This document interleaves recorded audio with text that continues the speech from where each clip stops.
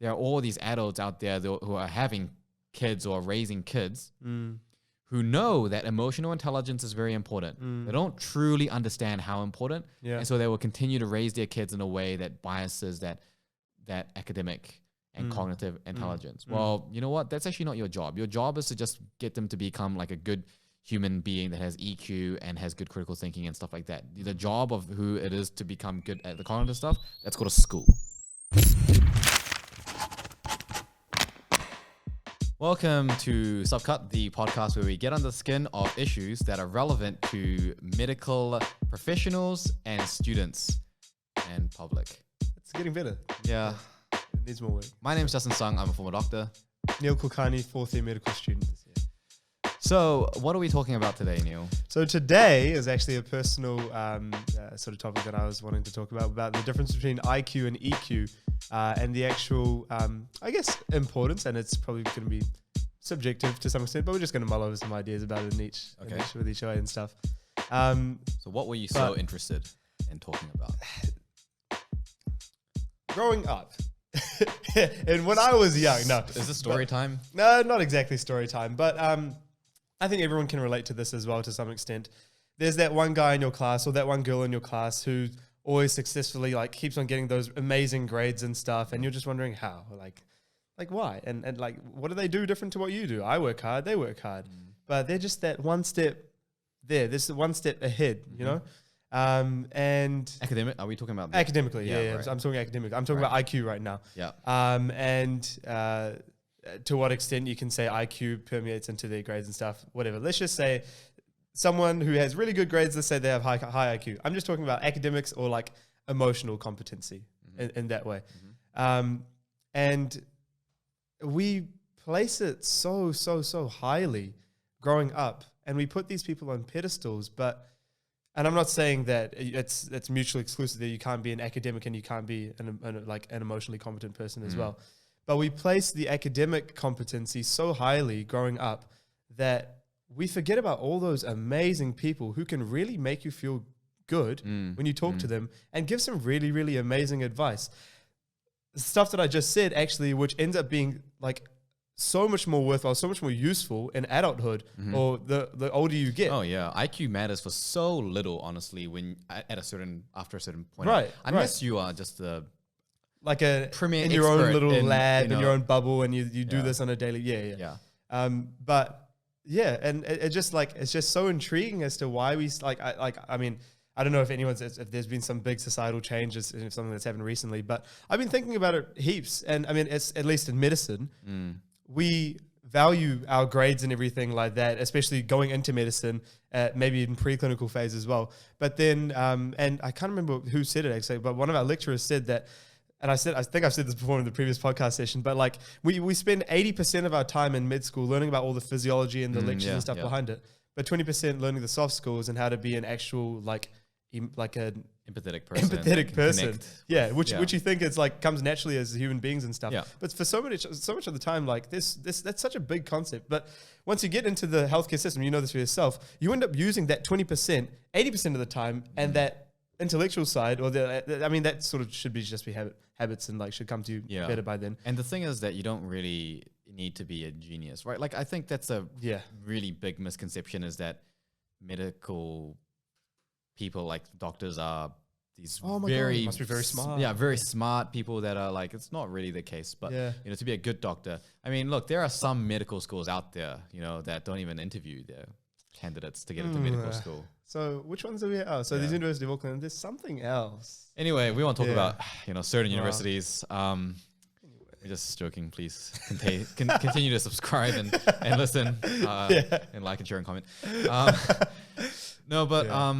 But actually, on a serious note, you know, like University of Otago does get flack internationally for not interviewing their candidates, because it's a very archaic, outdated. You know, very few in medical schools still have that. You know, like what would be considered top tier. Sure. You know, sort of the upper mid to top tier medical schools, internationally speaking, which Otago would certainly fall within. There's very few of those that don't interview, and it's important because even with the interview, there are students that, you know, you'll be your classmates that you'll see, and you think like, oh my god, they should definitely not graduate, right? Yeah, like they should. yes. Like, and the other thing is, it's like there's a list of people in my mind that I used to think like I'm never gonna refer any patients to them ever. I'm not. Like it just gives you a sense of horrible mistrust in the healthcare system that there are these people out there, and I feel scared for patients that are going to be coming to these people in the future. I also legitimately have concerns. I'm hoping that there's one person that I know that was kind of sort of in my generation, and I originally thought, man, they should probably not be a doctor, and I had some serious concerns. But I hear since they've been working, they've actually improved a lot in those areas. So and great potentially, potentially these things will be weeded out. But that EQ thing is actually like super, super, super important, and there is definitely an overemphasis placed again. I don't want to be painting the villain here, but among Asian parents and Asian families, seems to be a recurring theme going on. Yeah, yeah, no, you're right. Yeah, around, but you know what? There's actually some studies that were done around.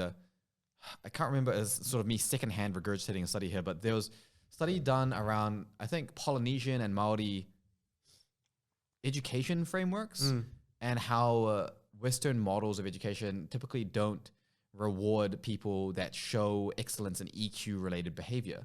You have first in school for a test. You don't have most helpful student. Yeah. You don't have, but which is actually, if you think about it, is weird. Some right? schools do. My school actually, in my year, actually created a trophy for that in that way. Was it respected? Yeah, actually. Okay. And that was, well, I came from a Catholic school in that way as well. And part of our charisma and our values and stuff went towards those lines in that way as well. Not to say that you only have to be a Catholic school, you don't have to be religious based to have this sort of thing, to appreciate like niceness person, and kindness. Come on. But yeah. Okay. It was valued. So I guess new things happening, but it's certainly the minority. Certainly a minority. Yeah. You don't have a med school award for being like the person that uploaded all the lecture recordings, that uploaded all the notes. That person is a saint. Let me just say that. They're the MVP, like they're the reason half the class graduated. Right. And they don't get went to lecture recordings for the basis of their med school. Yeah. So there's I think you're totally right in that there's this complete bias and it's quite perverse actually about how much this IQ and intelligence and just I guess processing cognitive ability is preferred over emotional intelligence. And if I to be totally completely honest, if I had to choose between being more emotionally intelligent versus just cognitively IQ intelligent, I would definitely pick the EQ because in a way IQ can be facilitated, it can be trained, it can be modified. We're getting into a stage where a lot of the things that IQ was super valuable for isn't really so valuable. Like, what do you need really IQ wise? You need to be a good critical thinker, and you need to be reflective. Sure. Pretty much that's all you need. If you have those two things, everything else kind of sorts itself out. Because a computer could beat you at almost everything else in terms of processing power and like memory retention and everything like that as well. Also because, if you've just got enough critical thinking and reflection, you just, you can improve enough to just solve all your issues. That's really all you need from an IQ point of view. And from an EQ point of view, I mean, that's just like everything. And also, I think that's really important is that, especially because, looking into sort of tech and healthcare and AI and stuff like that, is that when tech becomes more and more influential, right? Yeah. When there's more and more tech, the misconception is that it will take away work from humans. Right. And to a certain degree, it will. It'll take away like manual labor and certain things, but new jobs are created in other areas. It just changes. Yeah. However, computers are so far away from being able to emulate the emotional aspect of it. More and more so, that value of emotion and connection and emotional intelligence is going to be so much more important than just the IQ related stuff. Right. When AI becomes more and more, and it sounds like, oh, this is so sci-fi and future. Talking about when AI takes over. We're talking about 10 years from now. It's going to be your future if you're listening. If you're a year 11, as well, year 12, right now in 2020, listening to this, by the time you are working, AI is going to be integral. But it's undeniable. It's like unless we all die, mass extinction event occurs before then. It's just going to be inevitable, right? Yeah. And do you know what the most kind of screwed up thing about it is there might be like a parent listening to this and they're like, yeah, definitely, totally agree. And you know what? They're going to be putting expectations and pressure and influencing and raising their kid in the way that still prioritizes IQ because they don't truly believe it. They're like, oh, it's important. Yeah, it's important, but it's not as important. So that's like the worst thing. I talk about this sometimes where there's this barrier. It's like the worst place for you to be in terms of an opinion or knowledge about something is when you know just a little bit about it. Yeah. And this is kind of how the Dunning-Kruger thing works, right? Is that if you know just a little bit about it, you think you know it. Yeah. And so when someone tells you it, you're like, yeah, I know that. I already know that. Yeah. I already know that. Yeah. And you don't really think about it deeper because you're like, I know that. It's a wall of knowledge. But you don't really understand it. You don't feel it. It hasn't integrated. It hasn't permeated through your beliefs. And you really see how it all connects. So that's why you can tell, your younger sibling or something, hey, this is important. You should do that. And they'll be like, yeah, I know. But they don't really understand. And so they won't. Their actions won't be aligned with it. They'll know, but they don't know, really know or feel it. Yeah. That's something my mom used to say. There's a difference between like knowing and doing or knowing and feeling. So if you're in that position where you're in the middle, where like you don't really understand or feel it, but at the same time you kind of know it, then it's all going to bounce off. And so there are all these adults out there who are having kids or raising kids who know that emotional intelligence is very important. They don't truly understand how important. And so they will continue to raise their kids in a way that biases that academic and cognitive intelligence. Well, you know what? That's actually not your job. Your job is to just get them to become like a good human being that has EQ and has good critical thinking and stuff like that. The job of who it is to become good at the cognitive stuff, that's go to school. That's the role of it. Like it's not your job to turn them into the best reader, the fastest studier, or whatever it is, right? It just doesn't make a difference. Yeah. And to some extent it comes back down to their backgrounds as well. And like I can't blame these parents either in the same way because I understand where they're coming from and I understand the expectations that their parents sort of put on them or the expectations that they put on themselves, really, from their own backgrounds, from their own countries that they come from. The intentions are there. The intentions are there. They want to do well for their kid. But the reality is different. Like they think that that is correct and aligned for that system, but the reality is that's a different system. Not just because it's a different country, but because it's a different generation, it's a different time. Yeah. Careers mean very different things. University degrees mean different things now. University degrees almost mean nothing in some situations. Back in the day, I mean, I'm thinking maybe 1920s, 1940s, even 1960s, maybe even. I don't even know. Yeah. I wasn't around then. But like the value of a degree didn't really make sense because it was only for the upper class, which and like the rich and wealthy and everything in that way. But I mean, people that had their own little businesses, own shops or farming business or something like that, the kids will just move into that sort of position. Yeah. Later on, as these institutions started growing up, we started looking at the value of it, and people started looking for more, I guess, stability might have been the goal back then. See, what I think is actually different. I think it's that there were people that already had these professions and careers. Right. And when education became more and more formalized, they were like, how do I train people to do this job? Right. But it's like, well, how did you learn it? You actually learned it by doing it. Experience. Yeah. So why are you creating just this theoretical, pathway? And a lot of education is veering away from that now, finally.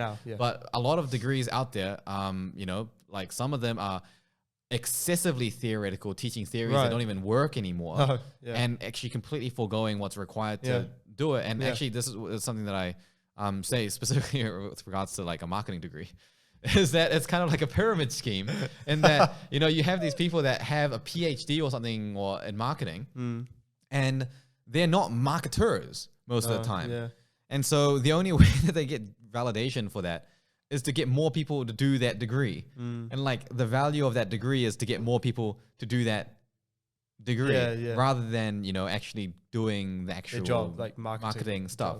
Now, as a caveat for that particular thing, I think, there's a lot of people that are really academically interested in marketing, like the research and stuff. And that stuff is super interesting. I'm not talking about that. No. I'm talking about people that want to do marketing, want to work marketing, and then to get this, really overqualified for the job from a theoretical point of view. And I'm really not adept at it. And exactly the same situation is the case for a lot of degrees out there and a lot of professions. And in fact, I would say that the only real professions that exist that require a degree to do it are things that have a formal assessment or requirement whereby the degree is compulsory. If it doesn't require it, it's generally not required. Like you can be unless you're like a lawyer, a doctor, or in a particular type of engineer. You don't even have to have a computer science or engineering background or software degree to work at Facebook, Google, Amazon. You can work at all these companies and be a tech lead of these companies without even having an engineering degree. So and that's what I was getting back to before. Like people were going for stability at that point in time, but now we've got the internet. Now we've got free. I'm talking from the developed side of the world as well. I understand it's very different as well. But like now we're looking more for opportunity. Now we're looking for growth rather than like safeness. And I think our parents are looking for safeness and stability, which is why they value that degree, which is why they value academics so highly as well. But I mean, this is sort of veering away from the EQ, IQ thing, but it's part of it as well. But like, we are a bit more daring now. We can take these risks because we can of what our parents have done for us as well. And actually, if you think about it, it's kind of the same. It's like our parents sought safety, but the amount of risk that they take is probably the same. Right? Someone that doesn't have a university degree is probably objectively safer if they've got the right mindset than someone that had a degree, I don't know, 50 years ago, where they like, you know, that type of sort of struggle is a different kind of environment. Also, it's a super monetized economy at the moment. You know, people are paying for everything. Like, you know, there's things called Fiverr where you can just pay someone to do anything, right? Like people will pay someone to write like crayon on their chest and like make a video of it. You know, like, is that a thing? That is a thing. I'm surprised you don't know about Fiverr. So, you know, there's ways that you can make money off pretty much anything. And so it's a different economy. It's a different generation. It's a different reality. It's a different system, different priorities. Employers are looking for different things. The world is so different that actually ideas that were valid 30 years ago, even 20 years ago, we're changing. Constantly changing, right? Do you know how many websites existed in 1991? Tell me. One. Oh, right. You know, so even like, so I was born in 93. So that's, for me, it feels like 91 is very like, that's like a time where I can kind of feel so like I'm related to. So, and you know, like most people that you look around at, you know, if you're a high school student, if you're a uni student and you look around, you think they're an adult, they're like a big adult, you know, they're like 35, they're like older than that. So for these people, that their childhood system and reality is completely different to the reality that's being lived now. And so actually trying to retrospectively apply these is not going to work. But everyone is just going to rely on their own previous experiences. And so it's inevitable. Okay. What's the best way to convey the importance of EQ across to parents or people that don't understand the importance, but really should? Yeah, probably the best way is to tell them to just get a real job and see how important it is for them to have IQ over EQ. I don't know. Honestly, I feel it's one of those things that is so experiential, that is so ingrained. The priority of being smart and intelligent and academic is so ingrained in some people that it's almost like an anti-vaxxer. Facts don't matter. Only like real experience, like unless their child dies of being not emotionally intelligent enough, they potentially will never believe it. And you know, there's something that Planck said, you know, the famous scientist, I can't remember his first name. Max Planck. It's not verbatim, but he said something along the lines that when science doesn't win, science does not win by convincing the ignorant people and rationally and helping them see the light. Science wins when those people die and a new generation of people that are more familiar with the idea grow up. And I think it's kind of the same thing. There's a generation that's just never going to believe it. And eventually the culture is going to change as more and more people become kind of, you know, like woke, I suppose. See the light. Oh, man. Thanks for tuning in to Subcut. If you guys have any suggestions for content, please make sure you send it through. You can get in touch and follow us on Facebook, Instagram, and YouTube, or find us on our website at jttmid.com/subcut. Subcut is a podcast brought to you by JTT. If you or anyone you know is interested in a career in medicine, make sure to get in touch and check us out at jttmid.com.